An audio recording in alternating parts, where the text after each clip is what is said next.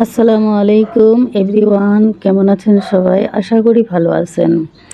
গিয়েছিলাম ঢাকায় কাপড়ের জন্য, পাশাপাশি বললাম যে একটু ঘুরে আসি, কারণ যেহেতু কাছেই আছে তো একটু ঘুরতে বেরিয়েছিলাম।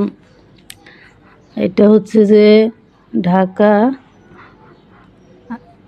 একটা নবাবের বাড়ি, বিলাসবহুল, অনেক বড়, যেটা এখন জাদুঘর হয়ে গেছে। তো একটু ঘুরে আসলাম।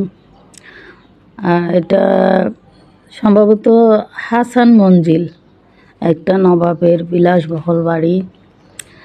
তো আমি আবার এখানে গিয়ে বললাম যে এত সুন্দর বাড়ি, এত বড় বাড়িতে কয়জন লোক থাকতো? এখন আমাদের জমানায় এসে দেখি যে একটা ছোট রুমের মধ্যে 7-8 জন লোক থাকে, জায়গা হয় না।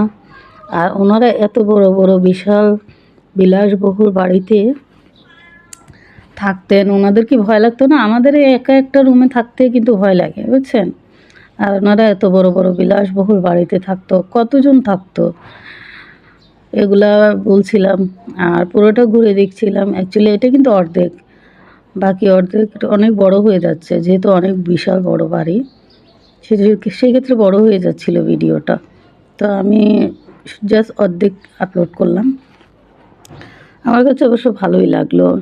হাঁটছিলাম আর বললাম যে পাশাপাশি আমার বন্ধুদের সাথেও শেয়ার করি, ঢাকায় আসছি একটা কাজে, এই উদ্দেশ্যে একটু ঘোরা